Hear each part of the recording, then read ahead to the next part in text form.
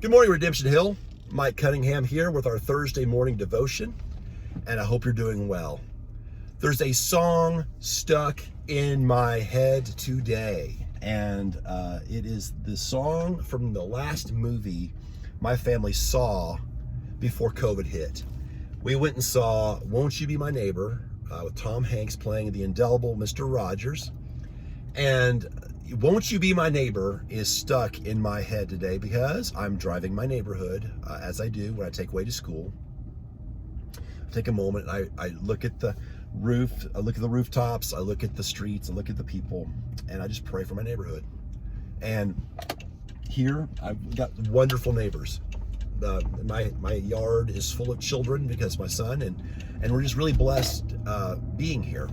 And now I can say that there have been times that has not always been the case, that I've not been quite as faithful in that endeavor, that sometimes I failed to really get to know and forge real relationships with my neighbors. But here we're really blessed because we're getting a chance to kind of do life together.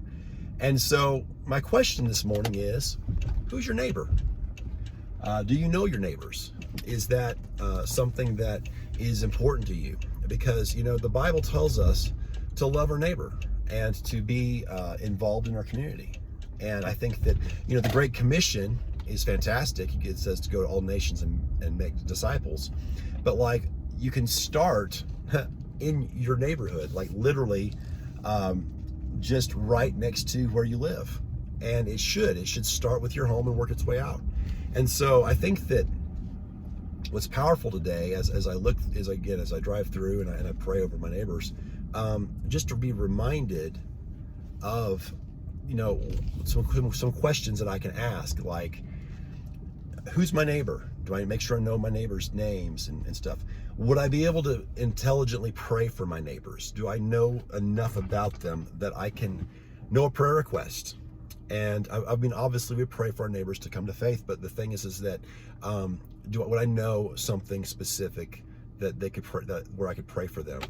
And do I value those relationships?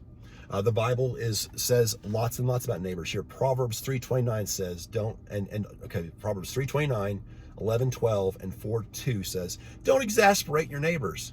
Don't be that person. Don't be the get off my lawn neighbor. You know, we've all been that, but you know, we're called to higher than that. And I think it's important to do that. My personal favorite, 24:28 says, do you bear false witness against your neighbor? You know, do we gossip about our neighbors? Are we antagonistic towards our neighbors? You know, we need to be people of good rapport, because in 3:29 of Proverbs, it also says, don't withhold help from your neighbors. I think that's important because that ties in with our New Testament passage for today, which is Luke chapter 10. When asked about, he talks about, again, the Great Commission, but then talks about the Great Commandment. It says, love your neighbor as yourself.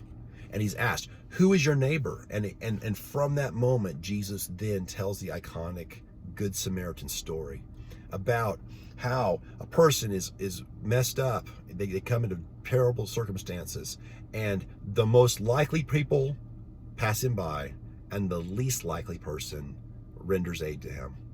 And Jesus tells this amazing parable that to inspire us to be good neighbors and to, you know, not disqualify people on their outward appearance. And so today, as we're, you know, again, having a quick devotion before we get going in the morning, that's what I'm going to do. I'm going to pray for my neighbors. I'm going to be intentional in my relationships, and I'm just going to work it from there, my day. You know, and so I think today I just pray that God will give me favor in my neighborhood, help me to be an upstanding member of my community, and help be a proper ambassador for Christ in my neighborhood. And then finally, that just I know my people well enough that I can pray for them, that I can encourage them, and I can be there for them. I hope you're having a great day today. I hope that you get off on the right foot.